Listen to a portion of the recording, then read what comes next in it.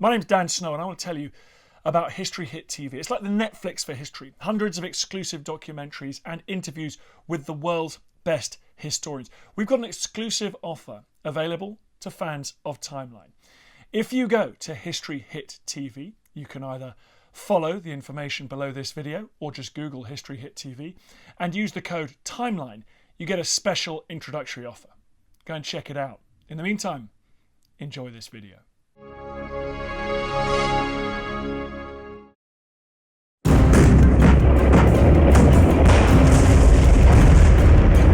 February 26, 1945. Canadian tanks attacked Germany's last line of defense west of the Rhine River. This was one of the heaviest battles on the Western Front during the Second World War. The Germans are outnumbered and desperate, determined to defend the fatherland at any cost. I'd rather take a few more enemies with me to the grave. That's what they were saying. They lure the Canadians into a trap, and the armored advance turns into a fight for survival. Every move that you make, they can see it, and it was just like shooting fish in a rainbow. At stake is nothing less than the fate of Germany, as these two forces fight for control of a patch of farmland, simply known as the Hochwald Gap. All you knew is that you had to kill them.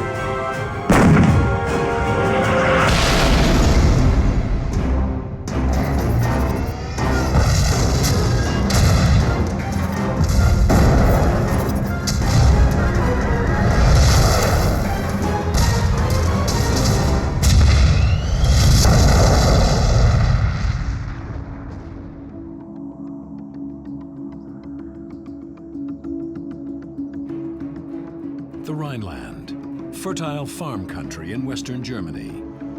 Today it's peaceful and serene. But in the winter of 1945, it's the scene of one of the most ferocious and costly battles of the Second World War.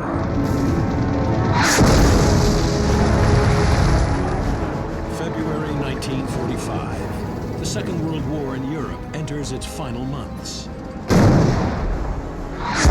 Allied armor rolls into the German Rhineland, and leading the attack is the 1st Canadian Army. Their objective, the Rhine River, and on the other side, central Germany. The Canadian mission is to hook up with British forces and push east, capturing bridges across the Rhine at the German town of Xanten. They've amassed a major strike force. 90,000 troops, 1,300 artillery pieces, and over 1,000 tanks. Their armored workhorse is the Sherman 5 tank. This 32-ton version of the Sherman has a short-barreled 75mm gun and only 51mm of frontal armor. That means less firepower and protection, but more maneuverability. And the Allies are able to produce thousands of them. Well, the Sherman was a great little tank, and we had far more of them than the opposition had. There was lots of them. That was one good thing. And the other thing was they were pretty rugged. They didn't require much maintenance. They were tough. The Sherman had a short-barreled gun, so they could only damage us at a very close range. Der Sherman The Sherman wasn't as good as our Panther. unterlegen. He had a long cannon. They couldn't compare to the Panther.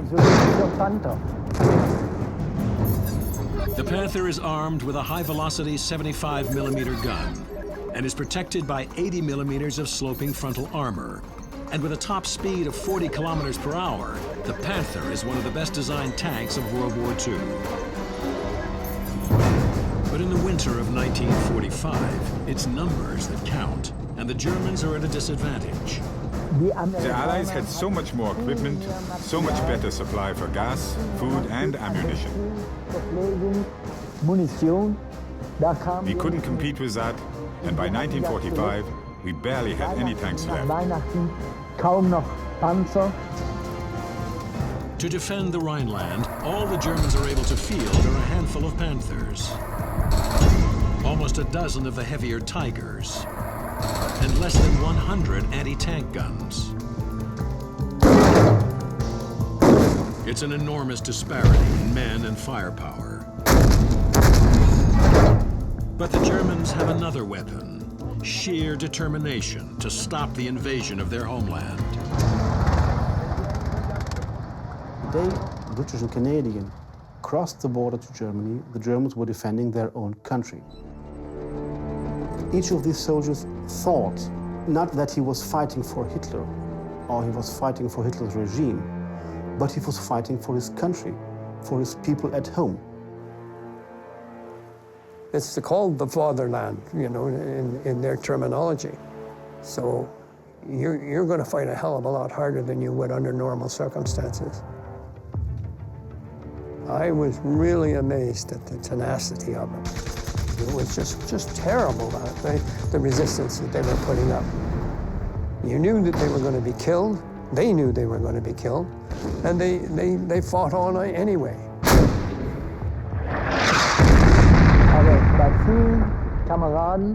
For many of our men, their homes had been destroyed. Durch die Bombardierungen.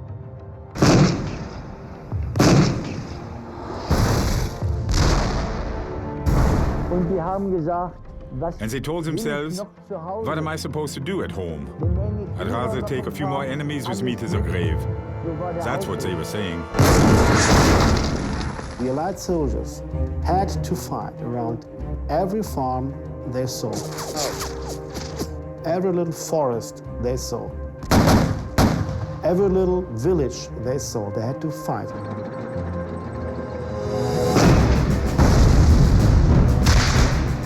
Resistance is ferocious, and as the battle enters its second bloody week, the assault bogs down. In 18 days of fighting, the Allies lose over 8,000 men and hundreds of tanks, while advancing only 25 kilometers. Allied command sends in Lieutenant General Guy Simonds, commander of the 2nd Canadian Corps, to get things moving. He implements Operation Blockbuster, a bold plan for tanks and infantry to attack quickly and at night, seizing the high ground between the villages of Kalkar and Udom. This will clear the way for his main force to cross a valley and overwhelm German defenders dug in along the Hochwald Ridge, their last line of defense before the Rhine River.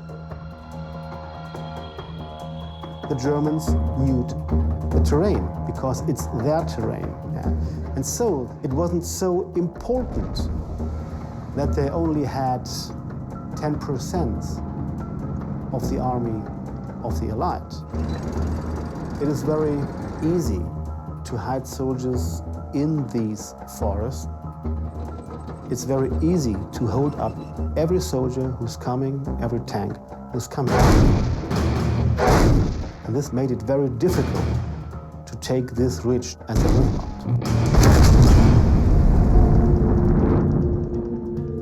But this is just the beginning of the Allies' problems. They also have to deal with the weather, and spring has come early to the Rhineland. Da waren 3 Flüsse. Because of the melting ice, 3 of the rivers were carrying so much water. We also destroyed the dams. And there were 2 other rivers that were carrying so much water, there was no way for them to get through. And there was also a lot of mud.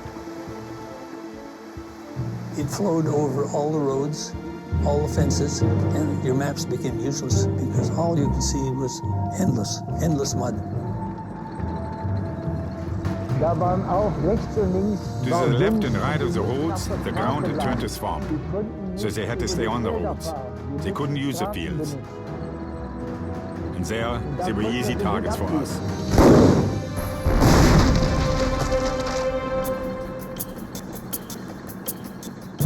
In the early morning of February 26th, Canadian infantry, supported by nearly 80 tanks of the 2nd Canadian Armored Brigade, launched Phase 1 of Operation Blockbuster.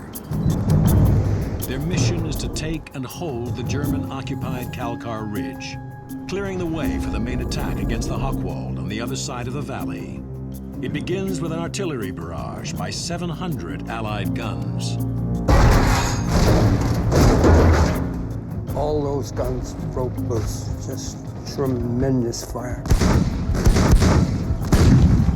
The sound of the gunfire and the tremendous volume of it as we were advancing, our own gunfire, it was a sound that was so great, you could feel it on your body. This constant roar, even inside of the tank, you could feel the guns. They make a little more noise when you're in front of them than they do when you're behind them. It was raining very steadily. The ground was just terrible, absolutely terrible. We pressed into the minefields, and the first 3 tanks hit mines. The Teller mine would blow your track off, and it would buckle the floor under the driver. And that basically disabled the tank. We reported that we'd hit the minefield, and the 2 IC came on the air and said, "Press on." And I can recall Butler said, "How the hell do you press on when you're in a minefield?" And this is in the dark. You really don't know what the hell you're doing. And we found sort of a little track or trail. And we turned right and went through the minefield basically on a country lane. So the Germans hadn't minded. The loader operator's job really is, like if they're not firing immediately, is to pivot your periscope. And as we progressed, I could see 2 German tanks off as they passed a burning barn. And I yelled into the mic, "German tanks." They're Panthers, and they're easily able to outgun Hale's short-barreled Sherman. I knew you can't do anything about it, particularly at a distance.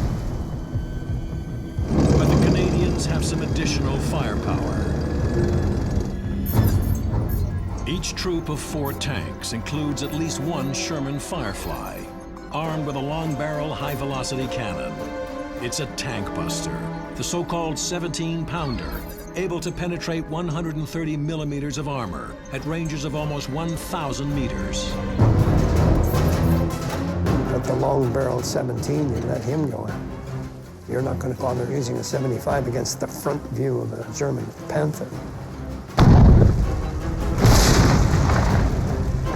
The first shot from the 17-pounder hits a barn,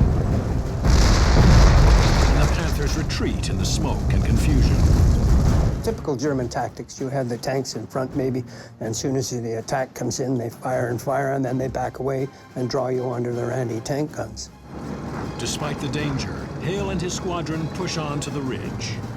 We got to the top of the Kalkar Ridge itself, and then all of a sudden, wham, it was daylight. John Hale and fellow tankers of the Sherbrooke Fusiliers head into the killing zone. If the Canadians fail to take Kalkar Ridge, Operation Blockbuster and the Allies' big push to the Rhine will be over before it really begins.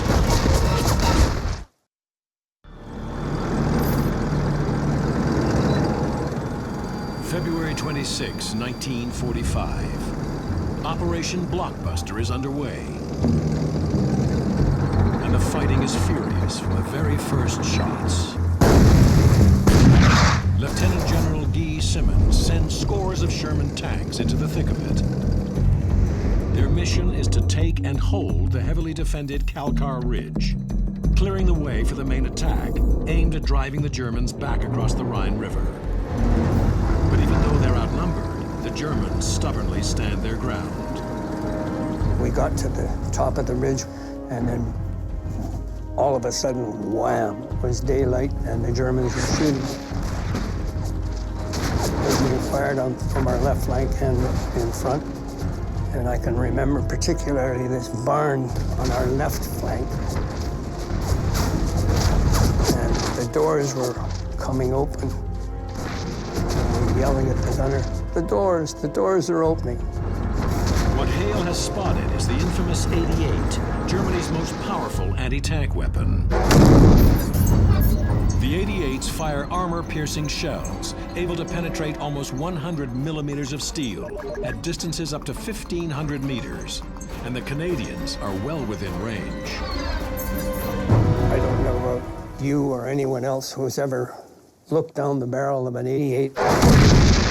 When it fires, you can actually see it coming at you. It's like a rolling ball, like a fist coming. You can see the sparks coming off of it. It passed over our tank and cut off the aerial within a foot of the tank behind us. Then we instantly fired just as soon as he had fired at us. Looking behind us, the Grenadier Guard tank that was liaison, his tank got hit.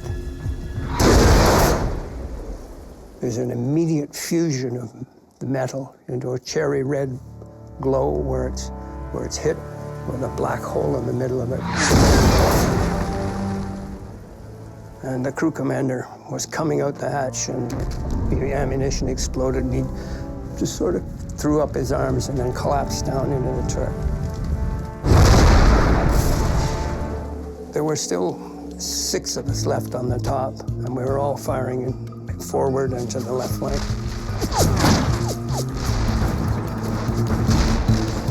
And the Germans started cutting down the farmhouse structure.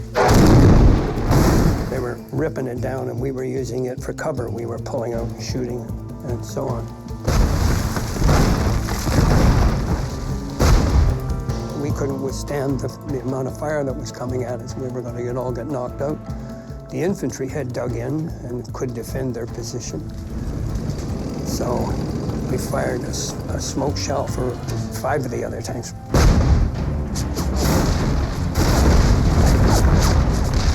One at a time, they pulled off the ridge as we blanked the left flank.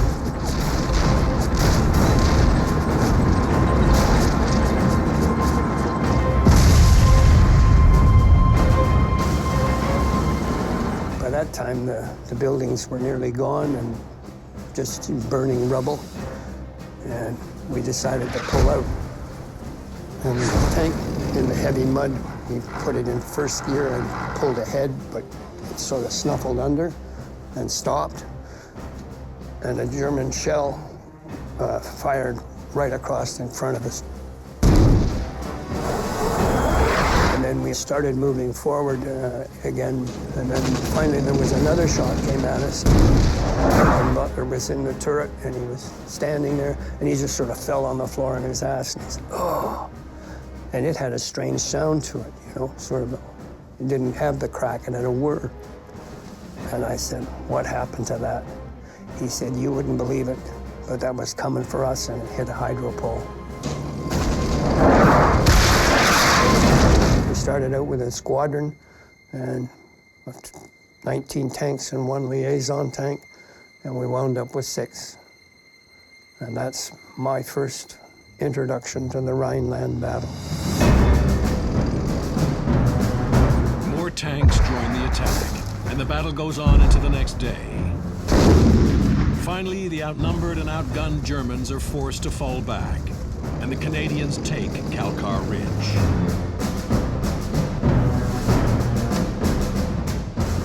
With Calcar Ridge secure, armor from the South Alberta Regiment moves forward for the main attack against the next ridge. It lies across a muddy valley and will give this battle its name, Hochwald.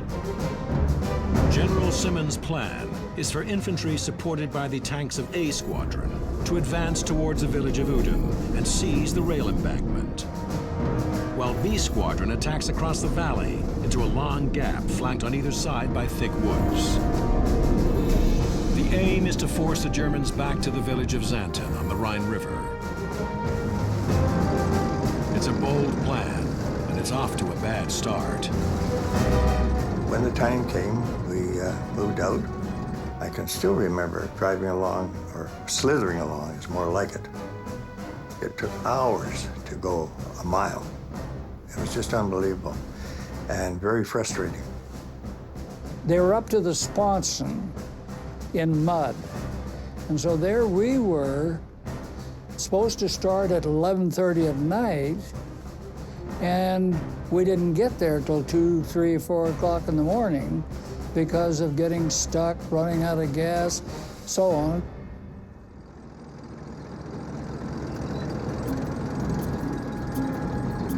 It was almost daylight by the time they got it started, and you're going into the worst possible situation.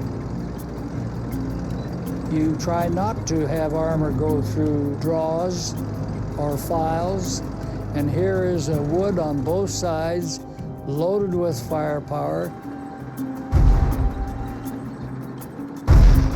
and we're leading into this absolute killing zone. To go into that gap the way we did, and it was just like shooting fish in a rain barrel.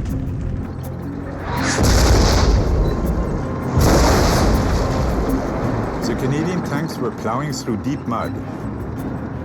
We laid our gun on the leading tank, and by the time we were ready to fire, it had already been hit. And we swung our gun to another, but that too stopped. The third tank at which we aimed fired first. And the shell burst only yards in front of us. Quickly, we realigned our gun. The tank seemed to falter, and we fired.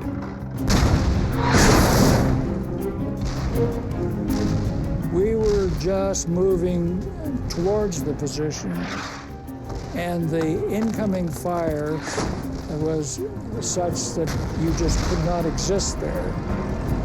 To see these soldiers still trying to go forward and being hit is soul destroying.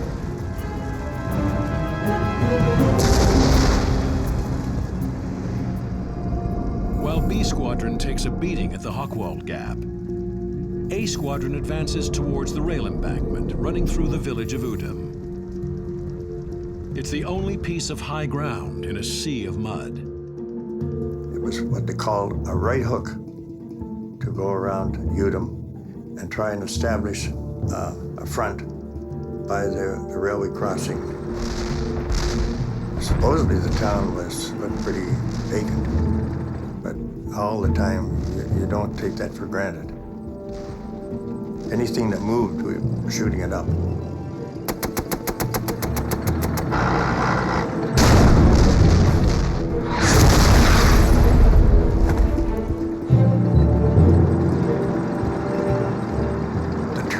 Terrible. It was a real effort to get to our objective.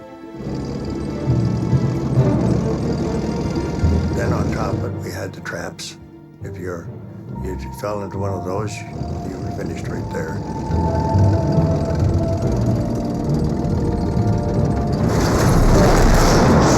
And here we were coming out onto a dike area, and unknown to us, on either side of the dike were big, deep ditches. The way those tank ditches were designed, as you were coming around, you eventually lock onto one of those roads. That was a little piece of high ground from the mud, and so we probably chose to take that.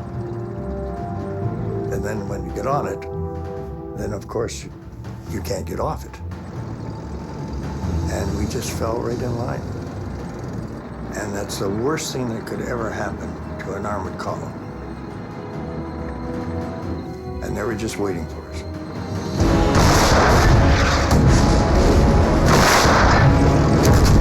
You know, we were sitting ducks.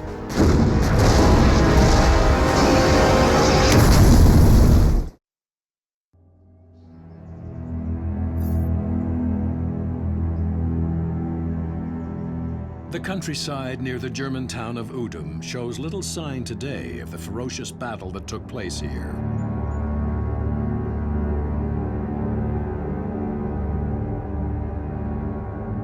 But during the final months of the Second World War, this quiet place was a battlefield. February 27th, 1945. Canadian Sherman tanks, avoiding minefields and mud, advance along a narrow dike, attempting to secure the railway embankment running through the town of Udom. We just fell right in line. And that's the worst thing that could ever happen to an armored column, is to have your tanks one behind the other.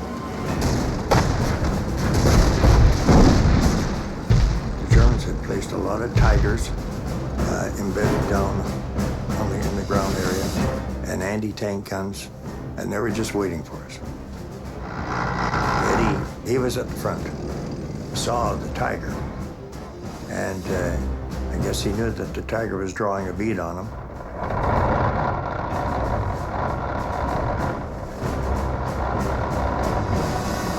Eddie loaded up an AP, and he shot that out. According to him, he says the shell just bounced right off its hide. And so he knew that he had to go to stage 2, which was get that opening. The German Tiger is a 57-ton monster. It's built like a battleship, protected in places by more than 100 millimeters of steel plate. The Tiger seems indestructible, but it has a weak point. A narrow gap in its armor where the turret meets the hull. A shell strike there can put it out of action.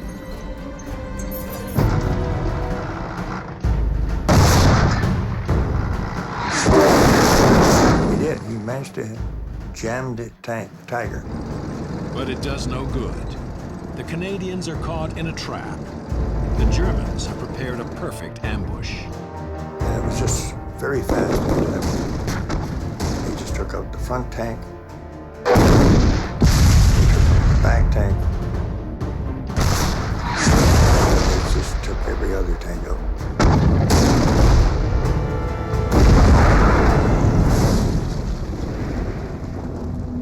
We were hit in the soft spot, like in the back.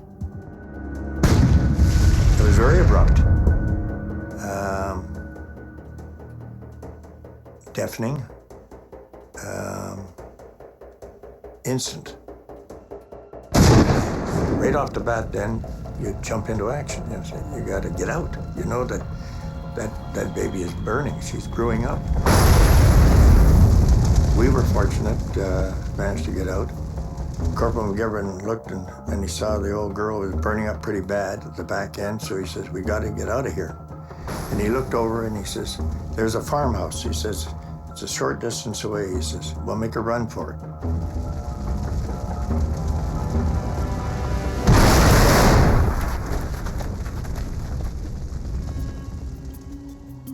They reach the farmhouse only to be captured. Trooper Gardner and his tank crew spend the final months of the war in a prison camp. They're the lucky ones. In the first 2 days of battle, hundreds of Canadian soldiers die, and hundreds more are wounded. Grim proof of the fierce defense put up by the Germans. When you were there at the time, you didn't understand why they were fighting so hard. You didn't know why they were fighting. You didn't have time to understand what they were doing. All you knew is that they were fighting, and they weren't surrendering. Each of these soldiers believed that each day they could hold their position would help their country because it was so close to the industrial center of the German Reich. Most of the war industry was there. The army was fighting to prevent any enemy from entering the Fatherland. That's why we were fighting so hard.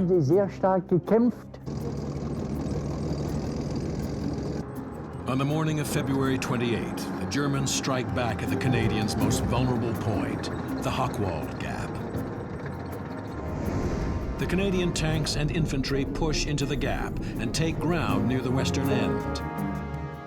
An advanced force of Shermans moves forward to the midpoint in the gap. and the Germans pounce with Panther and Tiger tanks and self-propelled guns. Gunner David Marshall witnesses the attack. Over the rise in front of us came the snout of two tanks, a Tiger and a Panther, heading our way. When our gunners had them in our sights, and before the German tanks could level out to bring their 88s down on us, our tanks opened fire, with all guns blazing.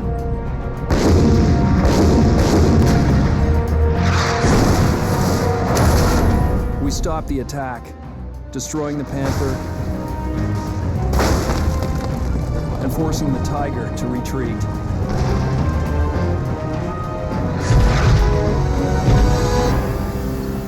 The Germans strike again and again, and the Canadians struggle to hold their ground. But just when their situation seems desperate, help comes roaring in from the skies. The weather started to get better and the fighter bombers came firing rockets. The typhoons were dangerous for us.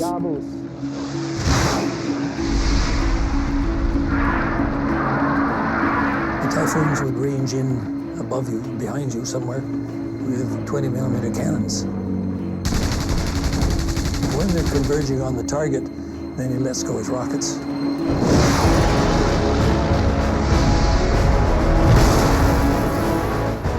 And it's just a hell of a noise, and all you see is pieces. You'll break a Tiger or a Panther, break them in pieces. So they're very helpful. The Typhoons, or Tiffies as the tankers call them, stop the German advance with their rockets. But in battlefield chaos, anything can happen, as Canadian tanker Bill Luton recalls. A sound was heard overhead unlike anything I ever experienced in battle. Something like the noise of a high-speed train passing through a tunnel. I paused in wonderment, and then heard an explosion.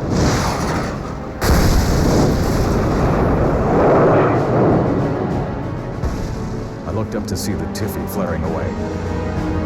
Luton and his crew are under attack by the deadliest tank killer on the battlefield. One of their own Typhoon fighter bombers.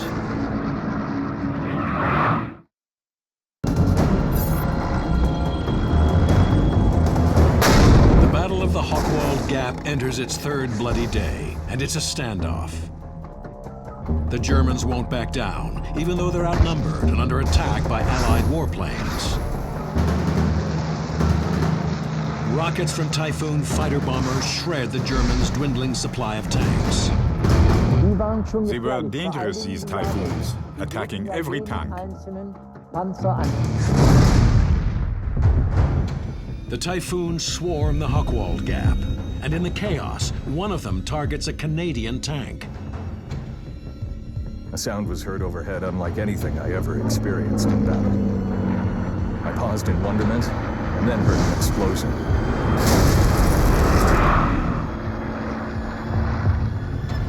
There's nothing Bill Luton and his tank crew can do but release canisters of yellow smoke to identify themselves as friendly.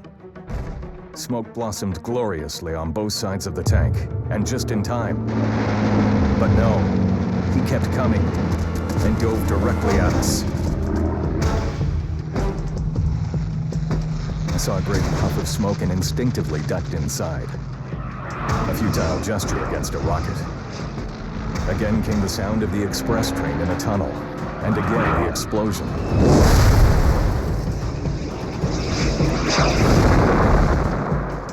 We were still alive to hear it.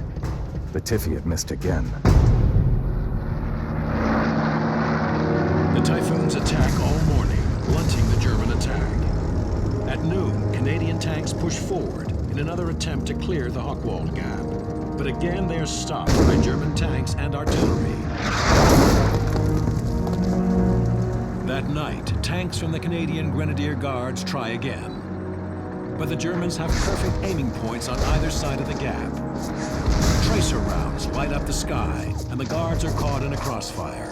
By the time it's over, they have gained no ground and lost 10 tanks. We had the numbers of troops, weapons, and so on our side. But a very well ensconced enemy on the approaches can make you pay dearly, no matter if you have the odds. Dawn, March 1st. The battle enters its 4th day, and the Canadians are still only halfway through the Hochwald Gap.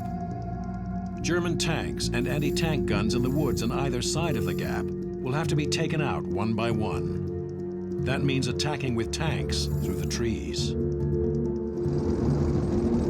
Fighting through two forests is an absurdity, just an absolute absurdity. You should never do it. The biggest problem was the Panzerfaust, was the one-shot rockets that they had.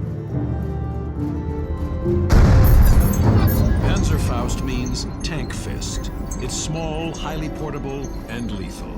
It fires a 140mm shaped charge at ranges of up to 60 meters and can penetrate 200mm of armor, tearing a hole through the tank and unleashing a devastating explosion inside. He could hide in the wood. All he needed was an opening.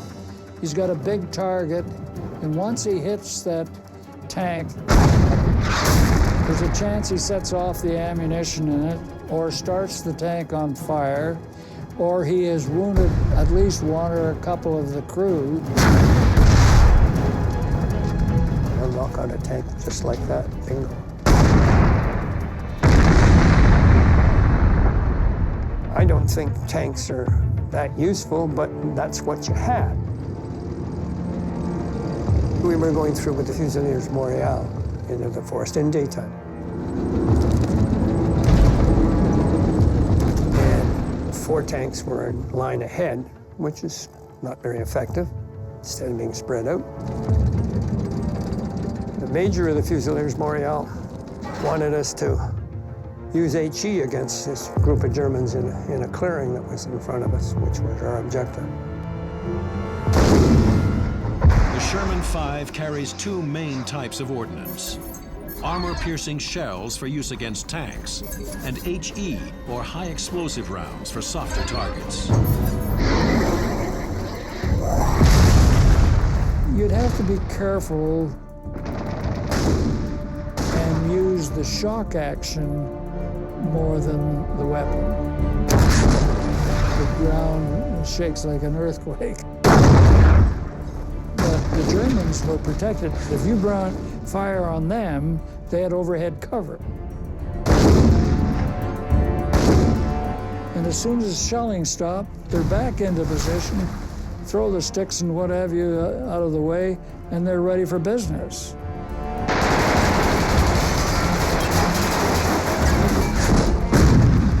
The field artillery observation officer, he called in a Crumpet 25-pounders.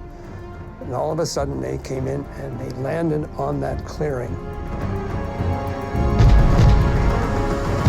Just the most magnificent shooting, and they just plastered about 10 or 15 rounds right in front of us.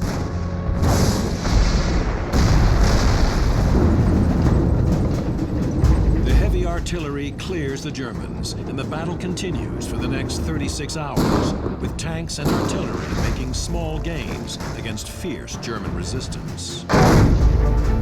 Then, on the morning of March 4th, the battlefield is silent. During the night, the Germans have fallen back, leaving the Hochwald Gap for the Canadians.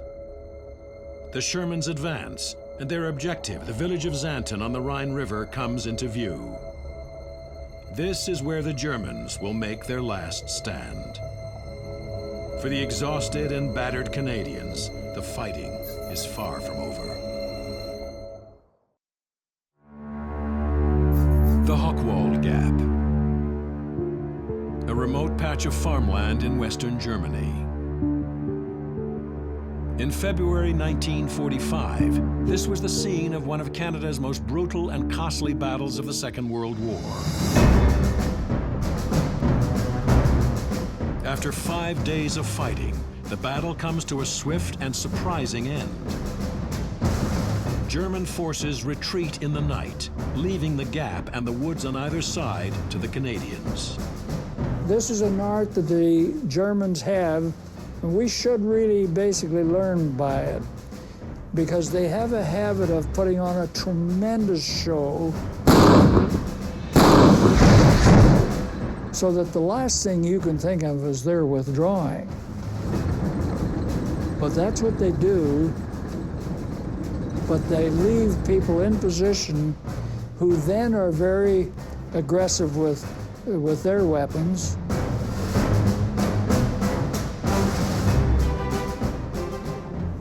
And they left 2 tanks, 2 Panthers. One was giving the other covering fire. One would sit there and poke at anybody who showed up on the top of the hill. The other guy had turned around and going like hell the other way.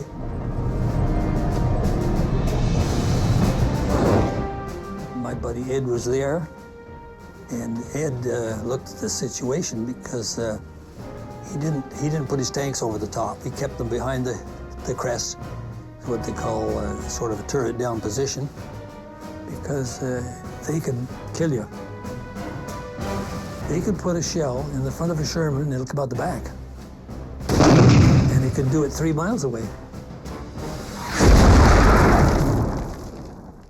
And Ed looked at the situation and figured out, well, maybe I can get these both if I do it right. So he gave gunner control, and the gunner will drop the breech on his gun and look through the gun barrel and watch the gun crest clearance, and he gets his sight on the tank. When he's got crest clearance, then he fires. The dangerous one was the one that was facing him because it has the heavier plate in the front, and it has the gun in the front, which still could get him. In that first tank, he was backing up along a little narrow road with ditches on the side, and he accidentally backed the back corner over the ditch, and it tipped up the next plate. It was just a flat plate, not very thick. The 45-ton Panther has 80 millimeters of sloped frontal armor, making it almost impenetrable. But its underside is only 30 millimeters thick and very vulnerable. He could see what was happening and studied the thing, and he hit a right bang in the middle of this plate. So he just kept firing. This tank brewed up, and I don't know if people get out or not. But the other one was going the other way. The gun was pointing away from him, and the back of a Panther tank is not thick. It's probably 3 inches. Put one round at on the other tank, and he ricocheted off the deck and took the commander's head off. Everybody hopped out of that one that could hop out, and that tank was left there. With that, the last remaining obstacle in the Hochwald Gap is out of the way. And the Canadians push forward to the outskirts of Xanten, their final objective. This is where the Germans have set up their last line of defense. But it's just a matter of time before they are overwhelmed. Allied warplanes mount a series of heavy destructive bombing raids. Every day, every night, there were bombings of the city. The city, which was before of that never attacked, now was destroyed by about 85%.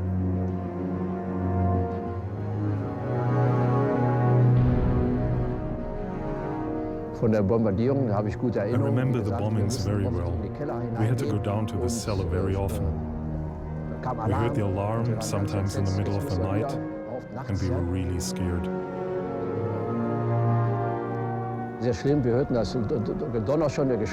It was terrible.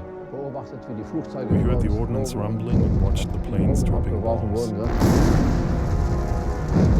und vieles war zerstört, so sah hier auf der Markt. Und there was a lot of destruction. There were dead horses lying all around. This was a terrible experience for us.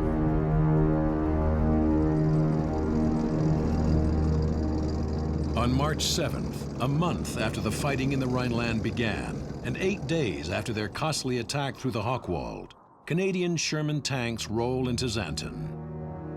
They capture the bridges over the Rhine and open the way for an all-out Allied advance into the German heartland. Germany will surrender in less than 2 months. This battle here in the Rhineland is one of the forgotten battles of World War II.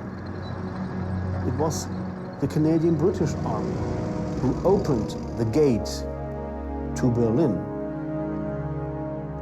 In the end, the casualties on both sides are appalling. The Germans lose 40,000 killed and wounded. And for the Canadians, the fighting in the Rhineland, including the Battle of the Hochwald Gap, became their bloodiest campaign in the entire war. The Rhineland, in terms of casualties, basically 5,300 dead and wounded in, shall we say, 30 days. Like, that surpasses D-Day, it surpasses the worst of the Scheldt. Strange enough, there isn't a sense of elation. It's more, thank God it's over, because coming to mind is the people that have been lost, the price paid, and that this is not the end.